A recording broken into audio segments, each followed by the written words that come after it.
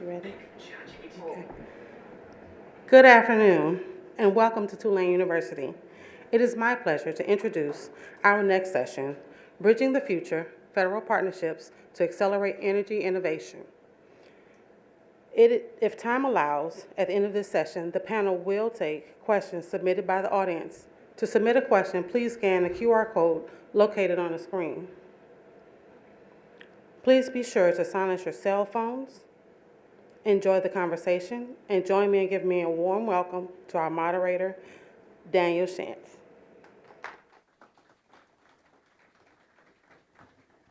Good afternoon, everyone.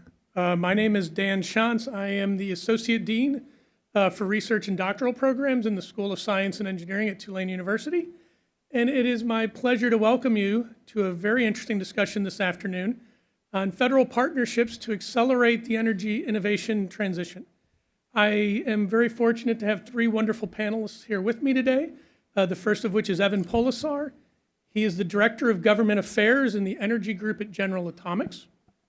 Sierra Cato, who is a principal at Lewis-Burke and Associates LLC, based out of Washington, D.C., and Leland Cogliani, Senior Principal Chair, Energy Practice, also from Lewis-Burke Associates in Washington, D.C. So we'll begin by giving each of them, starting with Evan and working our way back towards me, a couple minutes to give them a little background to you about what they're up to. Well, thanks, Daniel. So my name is Evan Polisar, and I'm the Director of Government Affairs for the Energy Group at General Atomics.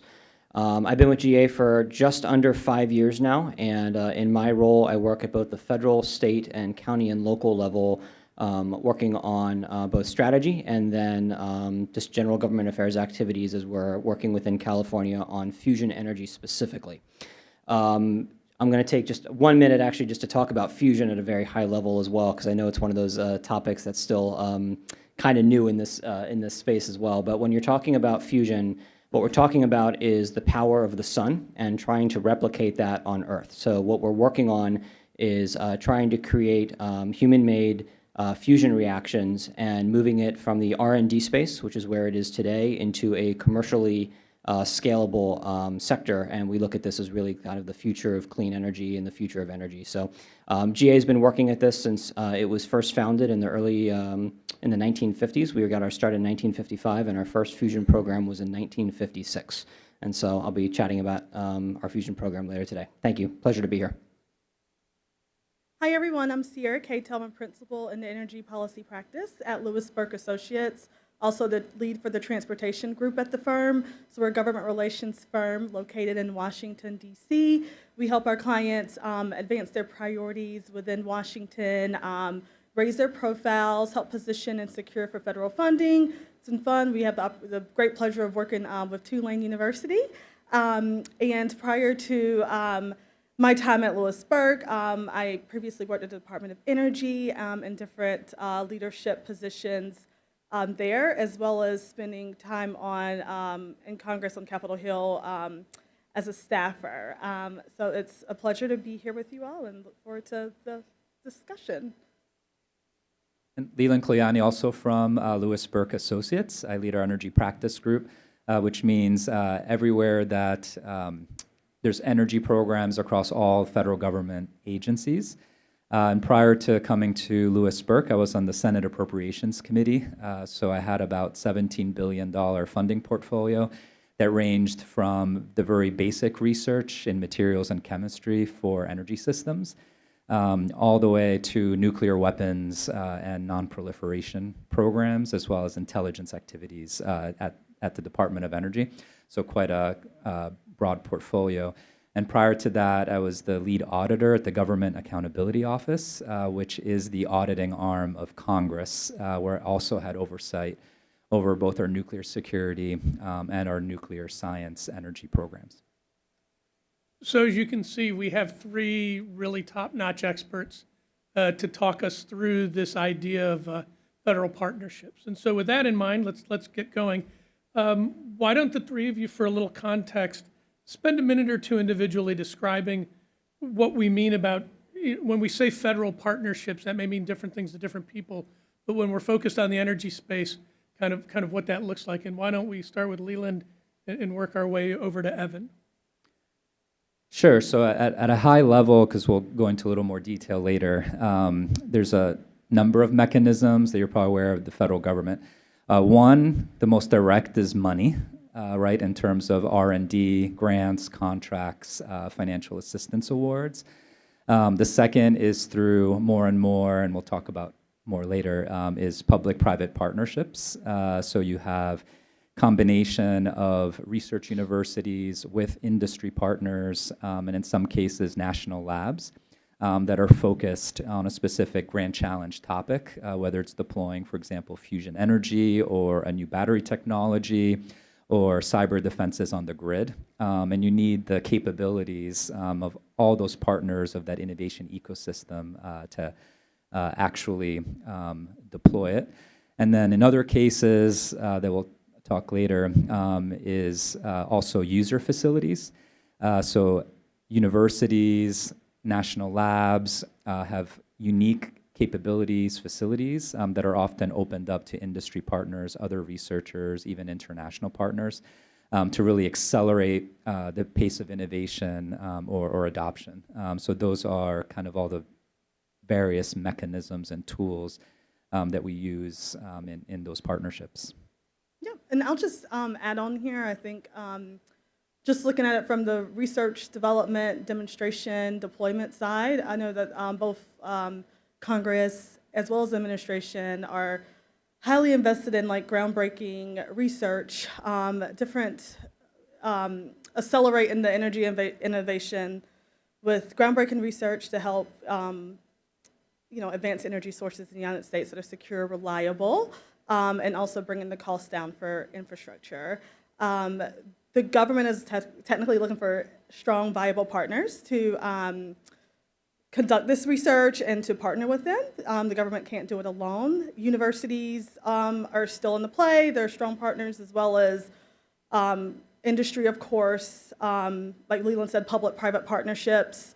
We're also seeing a lot of industry-led partnerships with other deployment that you might be hearing about as far as nuclear energy, advanced manufacturing, bringing advanced manufacturing. There's even breakthroughs in health and AI that the government is focused on. But even with all those different types of partnerships, we're still seeing a focus as well on kind of the traditional public-private partnership. So we still have like the Office of Science at the Department of Energy, which is the largest federal funder of fundamental and basic energy sciences for physical sciences. And they are kind of still looking for national lab partners, industry, academia, to kind of help advance some of their goals with the emerging technology areas of AI, quantum, microelectronics, et cetera. So we're seeing some of their major competitions come up for like Energy Frontier Research Centers, for instance, but we can dive into that more later. So General Atomics, the company that I work for, is about 15,000 employees. It's a private company based in California, and it's diversified. So we do a lot of different things. The biggest part of the company works on unmanned aircraft systems. We have advanced material research. There's fission, there's fusion. The Energy Group, which is the group that I work for, we are 100% focused on fusion energy, and that goes in a few different areas. But to go back to something that Leland just said just a moment ago, user facilities. So the Energy Group at GA, we operate a facility that's called the D3D National Fusion Facility. The D3D facility is a tokamak. Tokamak is a word for a fusion reactor. So when you think about fusion, there's a couple different ways to do it. Magnetic fusion is one of the leading approaches, which means you take several series of very large, powerful magnets, you create like an invisible cage, and that's what controls the reaction. And that's one of the leading approaches towards commercializing fusion energy. But the D3D facility, for example, is a user facility. And so what we mean by that is that it's not within the national lab system. There are several that were within the lab system, and I believe GA is actually the only private company that operates a facility like this as a user facility. It's owned by the Department of Energy, so it's a public program. But as a user facility, what that means is that we host 700 researchers at the facility who are all doing collaborative research. So we have people there who are embedded from the national lab system, from academia, from the growing fusion industry, And everyone who is working there is working on this facility, trying to solve some of these fundamental gaps and challenges in research and technology. And the idea is that if you can solve these and bridge some of these gaps, you are making some very significant progress towards the advancement of commercial fusion energy. And so for us, when we think about, what does a federal partnership look like? What does federal innovation look like? The facility that we operate is a DOE-owned facility under the Office of Science. The work that we do there is, would not be possible without federal partnerships with DOE. And so we're really proud to operate that. GA has a whole other section in the energy group where we do work on the innovation research system for both science and technology for fusion as well. So you kind of look at these things together and how they work together towards advancing this field. Super. So, and Sierra, I'm going to start with you on this one. So in the context of the last question, are there two topic spaces each of you would give as examples where over, let's say, the next 5 years, where there's going to be a high level of activity and interest in this federal partnership space? Yes, absolutely.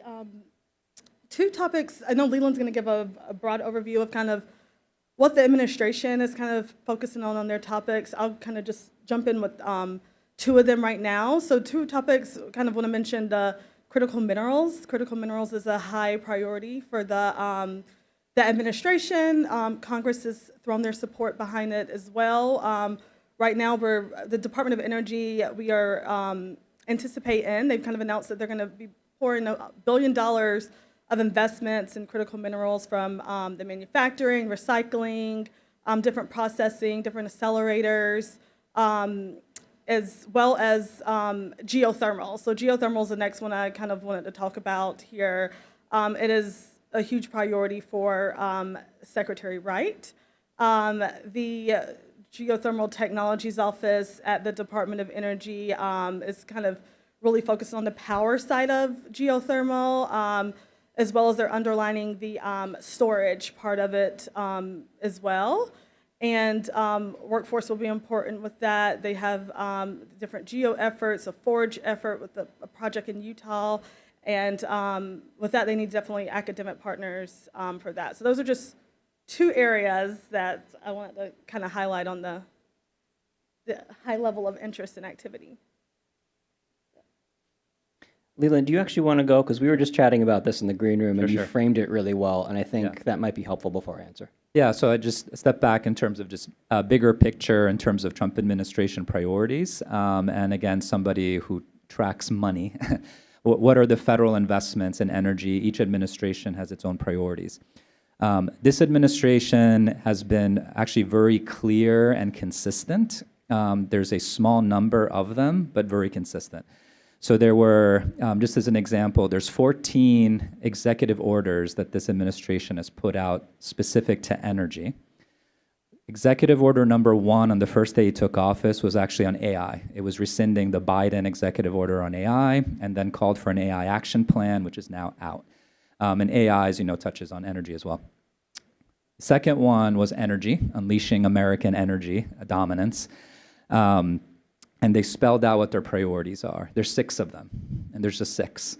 It doesn't mean there's no funding for other areas, but if you look at everything from the budget request and the funding that Department of Energy and other agencies have put money towards, 2 are emerging technology areas. As Sierra just mentioned, Department of Energy is not just an energy agency. It also funds a lot of basic research in emerging technologies. So those 2 are AI, machine learning, and quantum, so quantum information science. AI, they're developing AI hardware, AI software, and then the AI operating systems for these large-scale user facilities that drive innovation. And one of the applications that's well-suited actually for universities is autonomous labs for materials and chemistry science. Because they need new materials, everything from national security to energy systems to future discovery science. Quantum is everything from quantum computing to quantum sensing, quantum networking, quantum communications. And they really want to expand those application spaces, both quantum as a discipline, but also quantum, for example, for cryptographic world to protect our grid against quantum hacking on the system. And so it's broader than just quantum sensing technologies for science. One is cross-cutting, Sarah already mentioned it, critical minerals materials. Everything from new mining technologies to new processing technologies, recycling, and equally important for the university community is alternatives. Are there alternatives that give you the same performance or density levels where you don't have to use rare earths? And it's to, again, move away from China's dominance of the market. And then two are in energy. Sarah mentioned one. Most of the renewable energy programs were proposed to be zeroed out by this administration. Congress fortunately said no, but from an administration perspective, the only place they put money was in geothermal. And then the other energy source is nuclear, and nuclear, both advanced nuclear, fission, as well as, and Evan will talk a little bit more detail on fusion. So those are really the 6 categories where we've seen potentially billions of new dollars, while everything else is getting cut back. And the motivation is not climate or decarbonization. This is different administration. They're more about restoring U.S. manufacturing, U.S. jobs, U.S. leadership, and they call it the era of abundance, and it's the era of addition, not subtraction. So for them, it's whatever the cheapest and most abundant energy source is, we need it and we want it. It doesn't matter if it increases extreme weather events. We need reliability and resiliency over any other consideration. So that's the framework that they're using. And with that, I'll turn it back to Evan to talk about fusion. Thank you. I appreciate the introduction to fusion. So when we talk about fusion energy, I think the reason that this is something that has garnered so much support for such a long time in both Democratic and Republican administrations and has broad bipartisan support in Congress is because this is a type of energy that, if successfully commercialized, could completely change the game, right? This is an industry that Bloomberg has estimated would have a valuation exceeding $40 trillion with a T.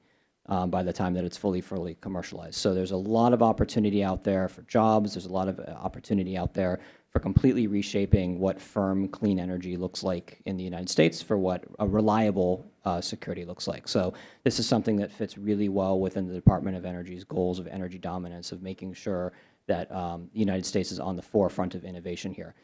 Getting to the question with 2 things of what that looks like. First thing is clear. It's money, right? When you're talking about delivering a new type of energy, you need the sufficient amount of funding in order to make sure that you can bring that to a reality. One of the really cool things about this technology right now is that for a very long time, fusion has been purely in the science space. It's been research and development. It's been scientific exploration. You have facilities like the D3D facility, for example, that are at the forefront on cutting-edge fusion science. But what we've seen over the past couple years is a very significant shift where there is now a robust startup field that is pursuing this, and a field that has raised, I think the most recent number was almost $10 billion in venture capital just over the last several years, looking at dozens of companies, most of them in the United States, but also around the world, that are focused on trying to deliver this faster and to be able to actually get to the point where you can be commercializing this type of technology. There's been a joke in the fusion space for a long time. I think everybody on this stage probably knows it. 30 years ago, fusion was 30 years away. Today, it's 30 years away, right? However, we're really at a point right now where with the right investments and the right breakthroughs, within 10 years, you'll be seeing pilot plants on the grid. And so we're really excited about that. So money is a big part of that. Obviously, in the venture capital space, a lot of that is private funding. But when you're talking about collaboration and innovation within government, there's a really big role to be played with filling the existing science and technology gaps. We've made a lot of really great progress, but there are gaps that exist today. And a lot of those gaps can be filled in by bringing online new facilities, new test stands, making sure that those types of capabilities, where things that are cross-cutting, where every startup, where every industry player needs a lot of the same things, that's an opportunity where you can have that in the public sector and it can fill in a need and really help drive innovation faster and deliver these types of power systems in the future even faster. The second thing I'll mention quickly is workforce development. Right now, when you're talking about this industry, the workforce looks very specifically designed for the science and the research phase. As you're looking ahead over the next 5 or 10 years, you're going to start seeing a shift in that workforce. And I think there's a really great opportunity to be played both in academia and with government partnerships as well, focusing on developing that future workforce. And so when you look at some of the federal strategies that are in existence right now with the Department of Energy, focused on how do you bridge the gap from where we are today, how do you have that vision statement for getting from where we are today to about 10 years from now, you'll see that a lot of these themes are mirrored and echoed several times about making sure you're developing the workforce, bridging the gaps in science and technology, and then really paving the way so that industry can take it and run with it, and they'll be the ones that deliver it. Okay, very, very thoughtful answers, very interesting. So related to that, if we look back, maybe 10 years is a little arbitrary, but if we go back over the last 10, maybe 15 years, respondent's choice, has how these types of partnerships operated, have they changed over that period? And if so, how? And we'll start with you, Leland, and just work our way down the bench, so to speak. Sure. So we've seen this trend definitely of much more public-private partnerships, consortia, and hubs. So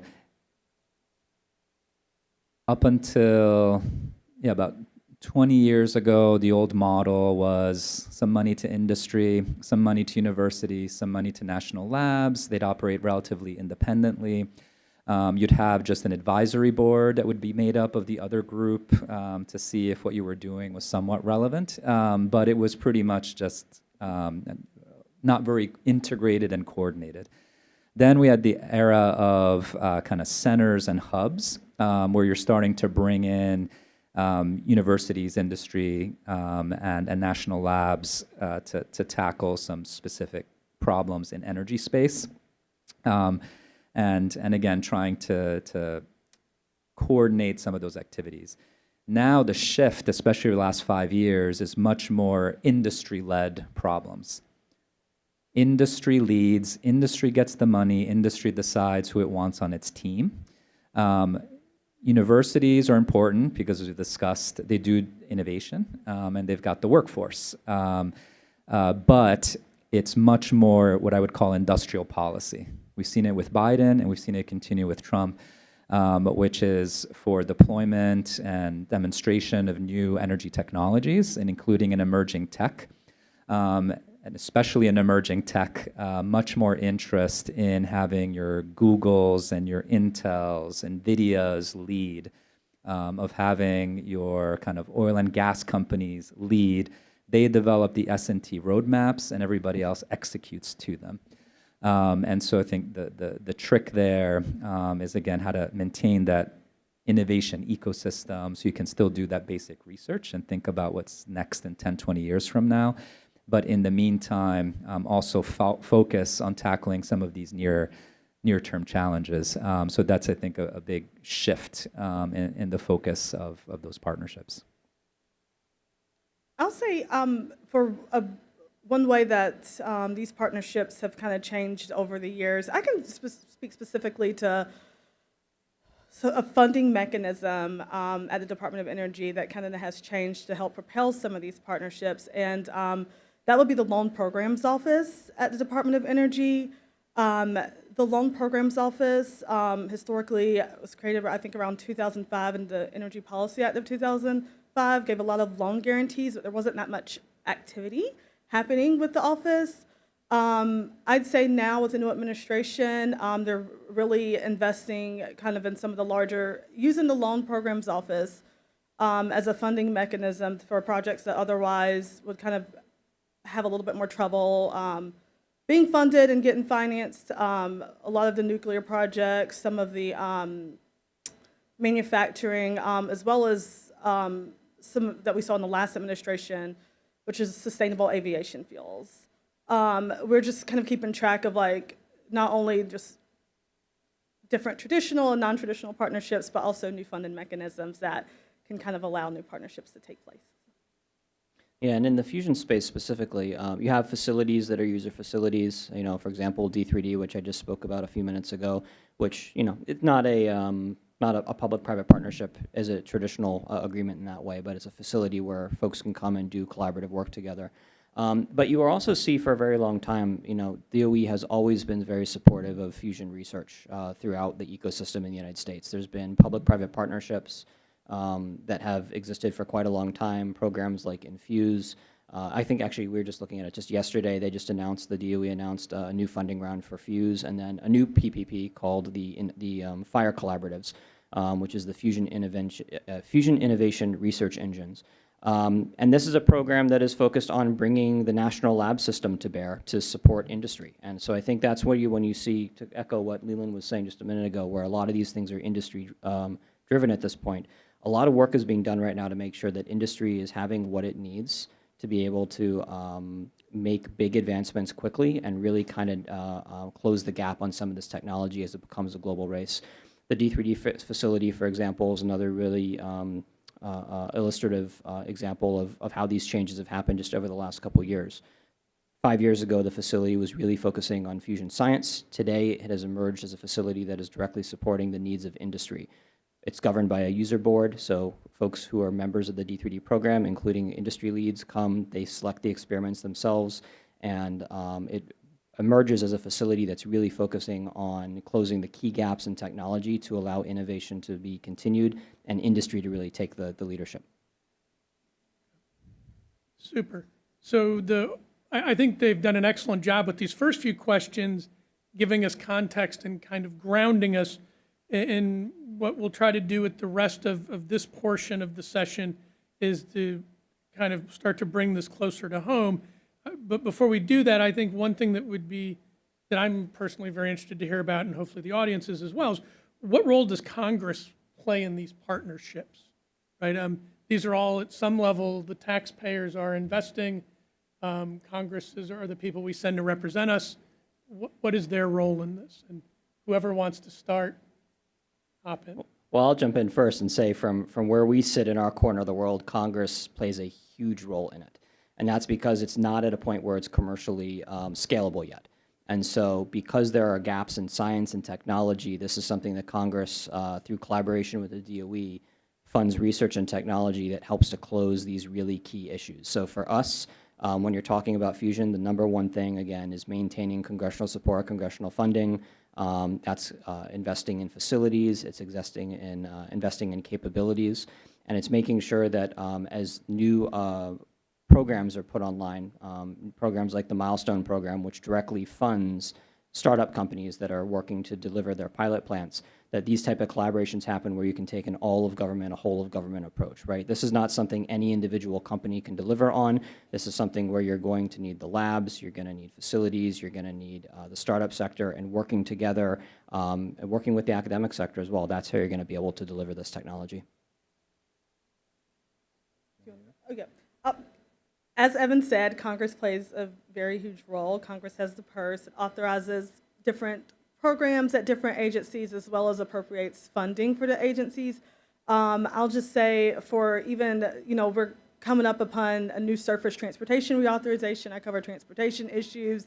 That's a mandatory bill. It expires at the end of this year. Congress is working on that kind of right now, talking to academia, industry, companies, everyone who has states, government offices, who has any type of stakeholder needs or input for this type of bill. There's going to be a lot of, energy issues that will be a part of that important legislation.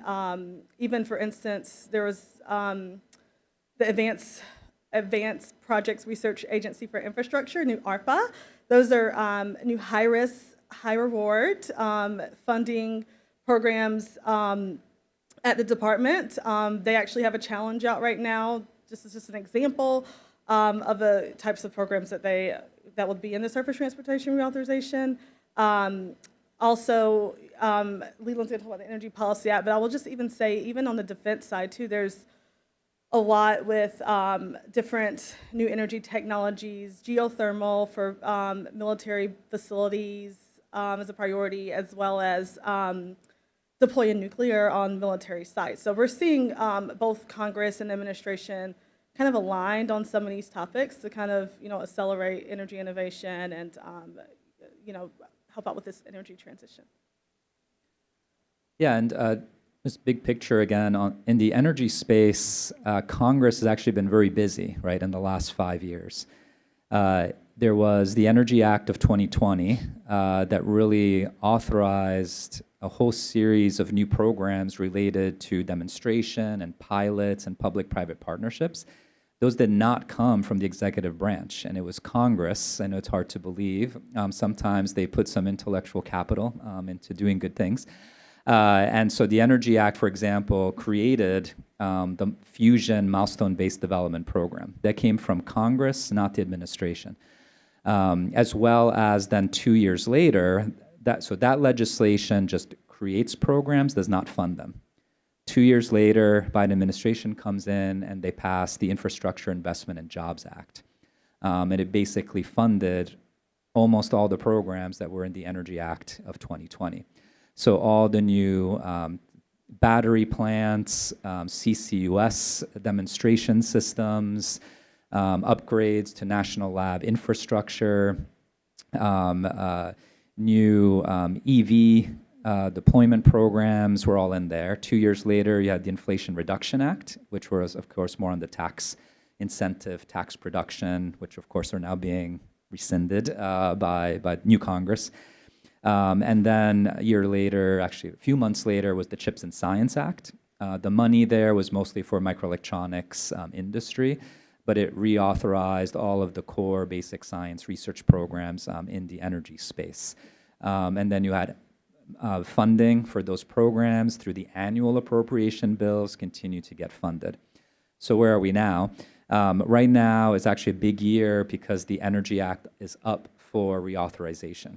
So that is really going to set the new federal energy investments for the next 5 to 10 years. Fortunately, it is very bipartisan, but we're in a very different energy system today than we were even 5 or 6 years ago. So this is the opportunity to discuss, again, what is the role of oil and natural gas versus what is the role of fusion, what is the role of CCUS, which investments need to continue, which ones don't, where do we use more tax incentive policy versus federal cost share dollar with industry to do more demonstration systems to hopefully reduce risk and increase adoption in the US. And then last but not least, in terms of the funding outlook, again, Trump administration proposed significant cuts to science agencies, including energy programs at DOE. Congress, as we've seen from bill after bill that they've advanced, they've rejected those cuts, including a House Republican majority. They believe that the only way to beat China and stay internationally competitive is to maintain investments in an all of the above energy strategy that also includes solar and wind, because you have states like Texas that love oil and gas, but is also the largest wind producer in the country. So you have different vested interests from constituents on what should continue to be funded. The trick here, though, is, as you know, at the end of this month, they could shut the government down, or perhaps they pass a short-term stopgap to buy them some more time. But if Congress doesn't finish its work and actually pass these bills, then it gives the administration a lot of discretion in terms of what to fund and what not to fund. So we're still optimistic that Congress can get its work done and again reject the cuts and maintain stability of funding, not just for DOE we've been discussing, but also National Science Foundation that invests a lot in energy as well, and even programs through Department of Commerce and NIST, an Economic Development Agency, and then more broadly with sister agencies like NIH and other things like that. So it's kind of a wait and see in terms of the funding outlook, but we're optimistic that at the end of the day, there hopefully will be some compromise to get that done. Very well put. So we're obviously on a university campus. I'm a faculty member. What's the role of a university such as Tulane in this context? Yeah, I'll start. I'll say this forum is just a great way. I mean, thought leadership is so important just for partnerships, getting government, getting industry, getting academia all in the same room to be a thought leader on these issues. The second thing I'll say, as far as what role, for the research and development, as well as the demonstration, the government is looking for people to lead these projects, as well as people not just lead, but also partner. Partners are important in driving some of these efforts forward. The third I'll mention is the workforce development, STEM. We need nice, good, trained scientists and researchers to go work at these companies. There's a $10 billion data center investment in Louisiana that we keep hearing about. We need strong, competent scientists, students, leaders, graduates to go work at these companies as the next generation, propelling these technologies forward. Yeah, I would add, I think, building on that, I think the talent pipeline is one of the really incredible opportunities for universities and across the United States as well. So as I said a moment ago, you know, the D3D facility, just using that as the example, there's 700 users at that facility. A quarter of them are students and are early career researchers. So what that means is you have people who are doing internships, who are folks who are doing postdocs there, but a quarter of the 700 users are from the academic sector, and it's early career development, giving an opportunity for hands-on work before going out into the workforce. That is not only plasma physics, right? You're talking about engineering, you're talking about growing opportunities for multidisciplinary work that is being done at that facility that then can be taken and then moved on to the industry as the industry is growing. When you think about fusion, one of the biggest challenges is materials, right? Advanced material work, advanced material design. So programs that have really great research bodies that are focusing in on those types of issues, that's where there's a huge opportunity. The other thing that I would say too is that when the DOE is looking at closing some of these science gaps, they're looking for opportunities for facilities. D3D, for example, that's a user facility, but there's some that there are gaps in science and technology that need to be filled, that could be filled in different places around the country. So those are opportunities that exist at universities. I know several universities that are thinking about looking at these types of opportunities down the road. I'm not sure if that's something that would be of interest to the university here, but there's definitely a big role to be played in fusion if it's something that's of interest. Yeah, and I would just add, first and foremost, still honest broker, right?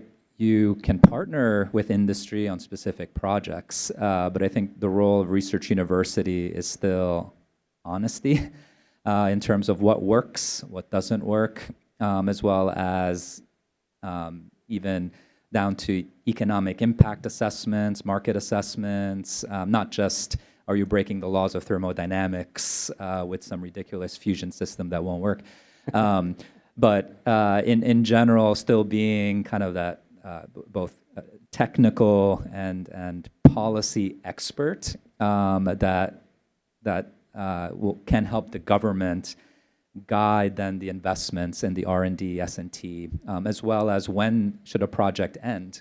Maybe it seemed like a good idea, but then there was a major materials challenge, or the cost is too high.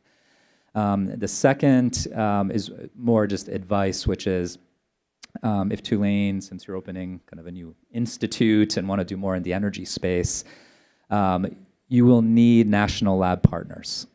So Department of Energy is its own unique federal agency. What it loves most is its national labs. That's what it sees as its competitive advantage compared to NSF or any other agency. There are 17 of them. Unfortunately, none of them are in Louisiana.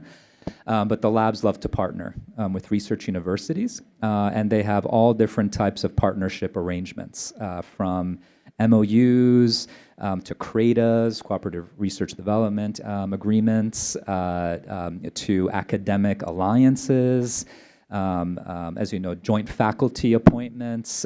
They do student fellowships, internships, graduate fellowships, and I would strongly encourage you to find not all of them, but a few that align with your priority areas. So for example, oil and gas, it's going to be NETL. If you want to do renewables, it'll be NREL. For fusion, it might be with General Atomics or Princeton Plasma Physics Lab. Anyway, so each lab has its own culture, pedigree, and priority areas, and so you want to align. As the trend that we've seen in the last few months is all of the calls to date have been lab-only calls, which means the money only goes to the national lab. They're required to have academic partners, but the money, you as a university are not eligible for that money. But you are if you are a partner with the national lab. And so more and more you want to make sure you have those partnerships if you want to access energy R&D funding in the next few years. At least that's the funding mechanism that they're using to date. And lastly, on just on the facility side, where DOE is exploring, it's starting first and more in the bioenergy space, but doing an assessment of what are the capabilities at universities. They don't want to build new multi-billion-dollar facilities, and we have so much capacity at universities, as well as they know what's at the national labs, but to develop more of a consortia user-based model, where even, so for example, if you had a biofab at Tulane, you could be part of that family, and then you would get paid for basically the overhead and time for, say, an industry partner to come and use your facility. But then it gives great exposure to your students, for example, that might do a joint project, in my example, say on a biofuel-related type issue. All right, so with that, they wanted us to leave some Q&A. I have one more question, but in the interim, why don't we thank our panel? And we'll take questions from the audience. So hopefully, I think everybody's figured out the QR codes by now.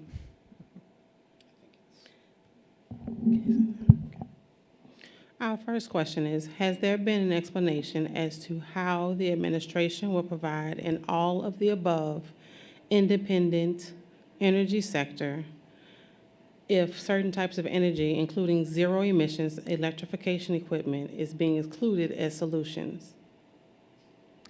Sure, yeah. So I think to clarify, Congress is much more interested in an all of the above energy strategy. This administration is not. As I mentioned, their priority is whatever's cheapest, most abundant, and available, hence their preference for oil and gas. They tried last time and failed miserably to bring coal back, but they have actually used some of their authorities to keep some coal plants open in certain states, as well as the use of loan guarantees for certain sectors like the nuclear sector. But yeah, no, I think the administration's been very clear. They don't care about electrification or all of the above. If it's not cheap and available now, then it's not helpful, it's not useful. Either of you care to add on to that? It's not really much I could add on to that one, but I would say, again, looking at very specifically in the fusion space again, one of the things that we're seeing as a trend is that DOE is looking for partners. So this kind of builds not on that question, but the question that Leland spoke to a moment ago, which is that money is tight, right? If you're looking at investments, the DOE's made it very clear that they're going to be looking for partners both from industry, from states, from localities, even the academic sector as being part of broader sectors here. So I think when you're looking at that as a type of policy, it's just one thing to consider, that there's ways to kind of like merge together and have a greater than the sum of the parts approach. No, I'll just say that Secretary Wright has said that recently that he is interested in advancing energy sources that are secure, reliable, and affordable for America, and that's what Leland is saying. So this less offshore wind, less, more focus on oil and gas, less solar, but those are kind of the priorities. Fusion is the exception of one that's not readily available today, but they're interested in, because if you can unlock fusion as an energy source, that is a game changer in terms of stable baseload power, US-driven, and then clean. That's why it's so bipartisan, because it is a clean energy source.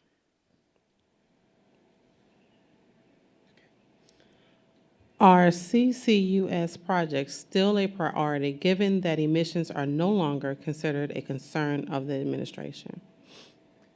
So overall, no, they're not. The budget request that the Trump administration proposed would have cut funding for all CCUS related activities. They didn't zero it out completely. So they see, again, if there's a significant industry-led projects where they are funding most of it, then the government might be willing to fund a small part of it as part of, say, a cost share, if there's something innovative about the CCUS approach, but their preference is not to use loan guarantees or to invest any significant R&D deployment or demonstration dollars towards CCUS systems. I would simply chime in on that from the industrial side. Tulane is involved with an NSF Regional Innovation Engine, and the corporate partners, the large corporate partners in that engine to a company are highly interested in CCUS, just as a side note. Yeah.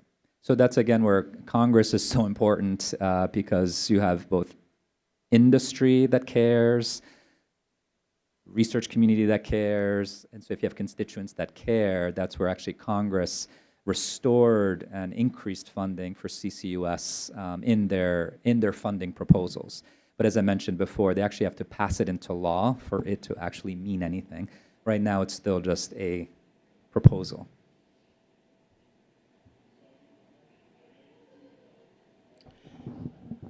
Those are all of our questions. Again, thank you to our panelists and our moderator.